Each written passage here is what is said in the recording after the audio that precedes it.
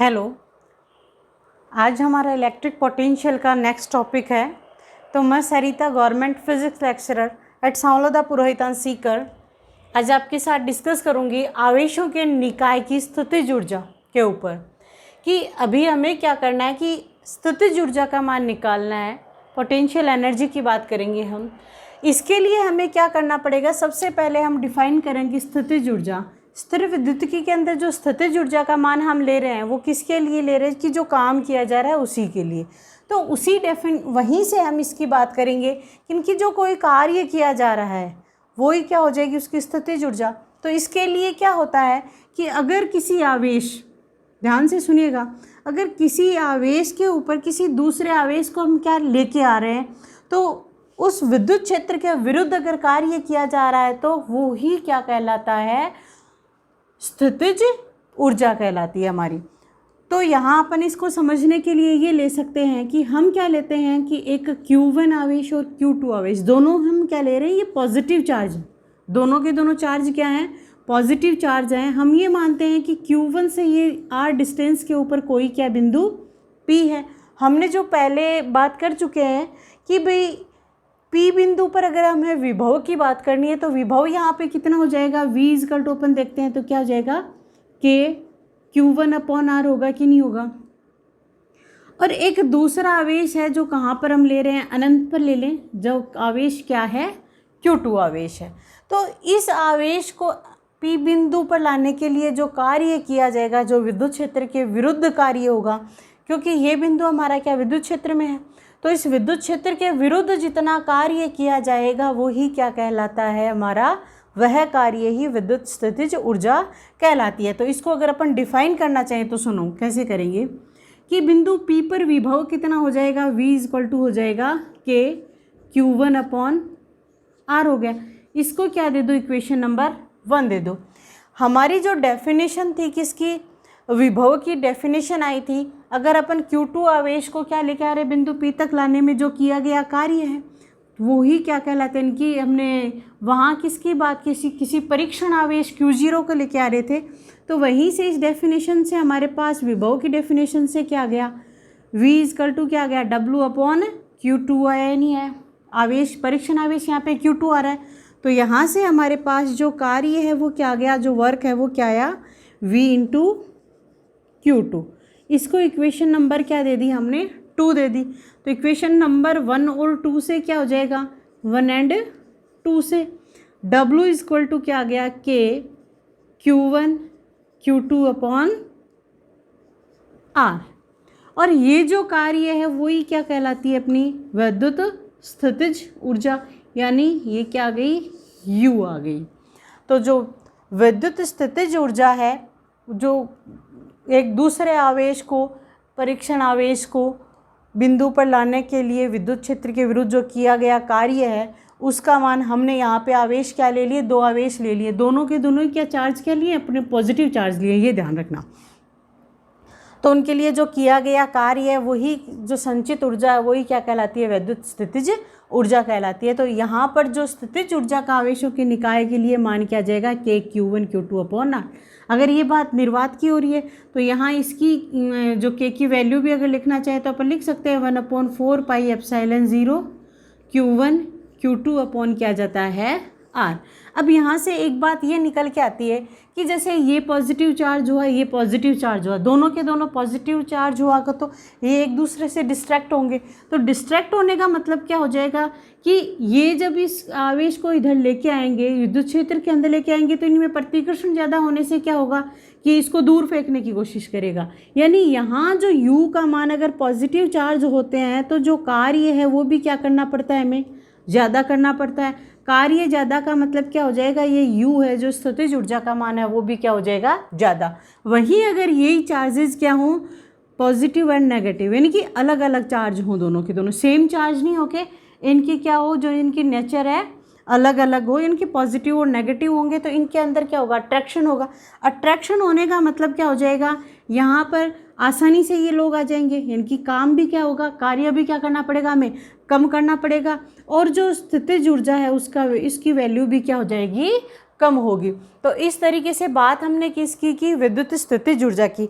तो ये जो विद्युत स्थितिज ऊर्जा का मान है वो ही हम क्या निकालेंगे कि अलग अलग ज़्यादा आवेशों के लिए विद्युत स्थितिज ऊर्जा, ये फिर हमारा टॉपिक हो जाएगा इसके लिए कि 2 से अधिक बिंदु आवेशों के निकाय की विद्युत स्थितिज ऊर्जा। तो अब यहाँ पर हमें बात किसकी करेंगे कि हमें क्या है, 2 से ज़्यादा आवेश ले लेते हैं। जैसे हमने क्या बात कर ली यहाँ पे 2 से अधिक बिंदु आवेशों के लिए, तो मैं 3 आवेश लेके चलती हूँ अभी। तो हमने क्या ले लिए, 3 आवेश एक ट्रायंगल में ले लेते हैं। 3 आवेश हैं जिनको नाम, इन तीनों बिंदुओं को हमने क्या दे दिया, इसको P1, इसको P2 और इसका क्या दे दिया हमने, P3। यहाँ जो चार्ज है वो Q1 चार्ज ले लेते हैं, यहाँ चार्ज Q2 और यहाँ चार्ज क्या ले लिया हमने, Q3 चार्ज ले लिया। ये यहाँ पर इनके क्या हैं, चार्जेज।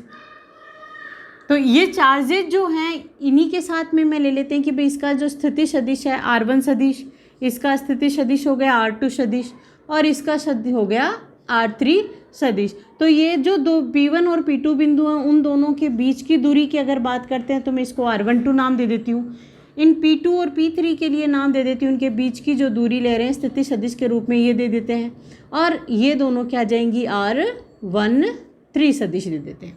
अब हमें बात क्या करनी है कि यहाँ पे विद्युत स्थितिज ऊर्जा की बात करेंगे टोटल। तो यहाँ बात करेंगे तो अनंत से किसी बिंदु पर ला रहे हैं, वही तो करना पड़ेगा। तो इस P1 बिंदु के लिए जैसे अपन फर्स्टली बात करते हैं, P1 बिंदु के लिए बात करेंगे तो यहाँ जो कार्य होगा वो स्थितिज ऊर्जा है। तो इसको अपन नाम क्या दे सकते हैं, W1, या इसको क्या नाम दिया जा सकता है, U। तो विद्युत स्थितिज ऊर्जा की जो अपन ने डेफिनेशन की है उससे क्या था कि विभव कौन से पे, इनकी P1 बिंदु पर विभव इनटू जो अदर चार्ज है। यहाँ पे जो अदर चार्ज है कोई चार्ज नहीं है, सिर्फ अपने को अनंत से लेके आ रहे, तो वहाँ पे क्या है, दूसरा चार्ज, कोई आवेश नहीं है हमारे पास। इसका मतलब यहाँ दूसरा चार्ज नहीं होने का मतलब हो जाएगा कि यहाँ जो किया गया कार्य है वो क्या है, 0 है। तो अब बात किसकी करते हैं अपन, बिंदु P2 की। तो P2 पर जो कार्य किया गया है, P2 बिंदु के लिए जो कार्य होगा टोटल क्या जाएगा, अपन नाम ले देते हैं इसको W2 दे दें, या जो विद्युत स्थितिज ऊर्जा है इसका नाम क्या दे दिया हमने, U2 दे दिया। तो इस जो P2 बिंदु है इस पर जो स्थितिज ऊर्जा है वो क्या आएगी, इस Q1 आवेश और P2 जो Q2 आवेश के कारण ही होगी। यानी यहाँ पर क्या कहेंगे, इस पर विभव इंटू क्या जाएगा, Q1।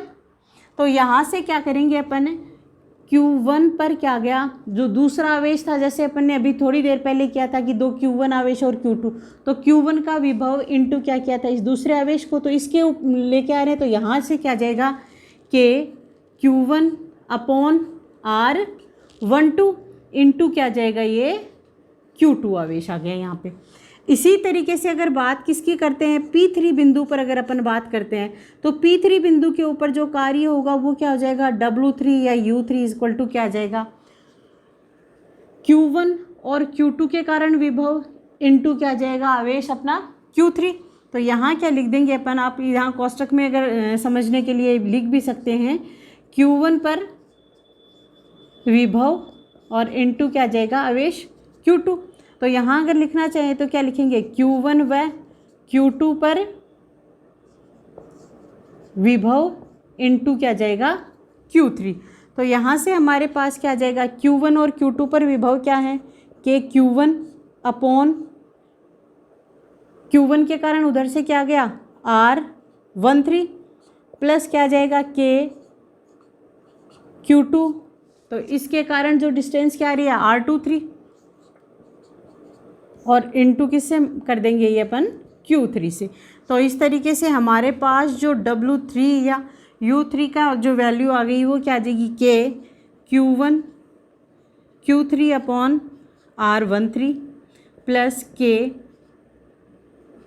Q2 Q3 अपॉन आ जाती है R23। हमें बात क्या करनी है कि यहाँ जो टोटल जो इसकी जो विद्युत स्थितिज ऊर्जा उसकी बात करनी है। तो जो टोटल विद्युत स्थितिज ऊर्जा है W इक्वल टू क्या लिख देंगे, W1 प्लस W2 प्लस क्या जाएगा, W3, या U1 plus U2 plus U3, एक ही बात है। तो जो टोटल स्थितिज ऊर्जा है इसकी जगह क्या लिख दो आप, U भी लिखा जा सकता है, या U1 plus U2 plus U3 3, क्योंकि बात हम स्थितिज ऊर्जा की कर रहे हैं।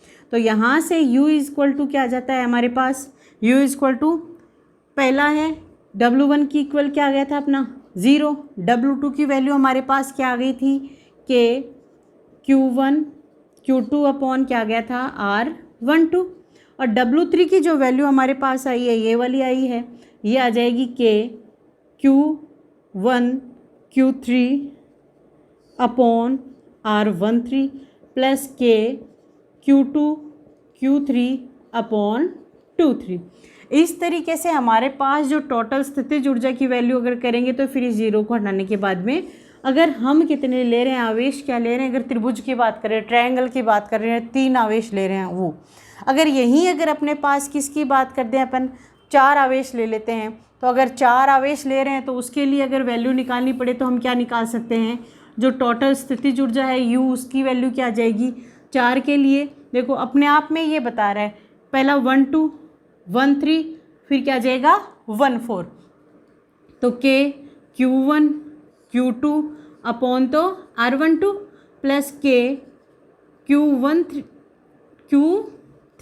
अपॉन R13 प्लस के Q1 Q4 अपॉन R14 आ गया।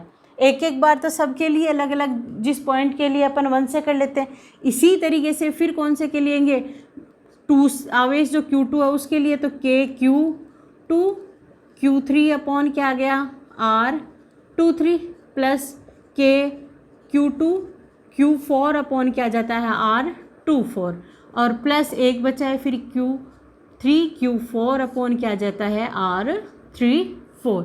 तो इस तरीके से हमारे पास क्या आ जाती है टोटल स्थितिज ऊर्जा। अगर हम क्या 3 आवेश की जगह क्या ले रहे हैं 4 आवेश, तो इसको अगर संयुक्त रूप में हमें लिखना है तो K तो इसका क्या आ जाएगा कॉमन, K लिख दो या 1/4 पर एप्सिलॉन लिख दो, एक ही बात है। और यहाँ निशान क्या लगाया हमने सिग्मा का लगा दिया। यहाँ एक वैल्यू तो क्या ले लेते हैं I और एक वैल्यू क्या ले लेते हैं अपन J। तो इनकी वैल्यूज़ कहाँ है, अगर I इक्वल टू 1 है तो दूसरा क्या रहा है 2, और ये कहाँ से कहाँ तक जा रहे हैं, सारे की सारी वैल्यूज़ कहाँ से n तक की वैल्यू ले लेंगे, अलग अलग वैल्यू जाएंगी। तो यहाँ से क्या लिख सकते हैं QI और QJ अपॉन क्या जाता है RIJ। तो इस तरीके से जो टोटल विद्युत स्थितिज ऊर्जा का सूत्र है हमारे पास ये आ जाता है। इसी तरीके से अगर ये 3 के लिए 4 के लिए आवेशों के लिए इसी अगर ज़्यादा आवेश चार्ज करेंगे तो जैसे जैसे चार्जेस बढ़ाएंगे वैसे वैसे इसकी इक्वेशन में वैल्यूज़ पुट करते जाएंगे और हमारे पास जो वैल्यूज़ हैं नेक्स्ट इनके आंसर्स हैं वो आते जाएंगे।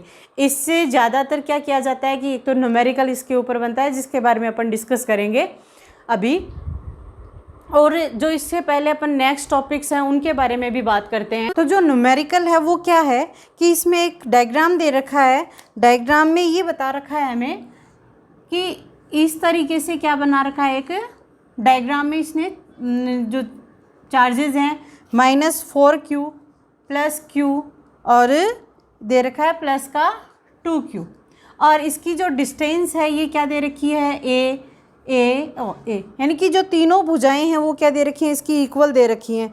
तो यहाँ पर इसकी क्या है कि उनकी पारस्परिक स्थितिज ऊर्जाओं का क्या है हमें मान ज्ञात करना है। इसमें क्या है पता करना है, जो स्थितिज ऊर्जा है उसकी वैल्यू हमें निकालनी है। तो देखो स्थितिज ऊर्जा के लिए हमारे पास ये ट्रायंगल का भी हमने जो क्वेश्चन किया है जो न्यूमेरिकल सॉल्व करने में वो इक्वेशन लगेगी, यानी U इक्वल टू क्या आ गया था उसके लिए K Q1 Q2 अपॉन क्या था R12 प्लस के Q2 Q3 अपॉन था R23 और प्लस के Q1 Q3 अपॉन R13।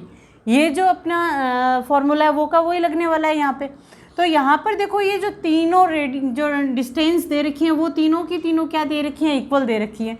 तो यहाँ पर हमने जो माना था उसके अकॉर्डिंग ये तो क्या है हमारा Q1 प्लस Q का किसकी वैल्यू है Q2 की, और प्लस 2Q किसकी वैल्यू है प्लस Q3 की, और ये R12 हो गई, R23 हो गई और एक ये R13 हो गई है। तो सब की सब वैल्यूज़ अपन पुट करेंगे। K की वैल्यू हमें पता है कि 9 × 10⁹ होती है।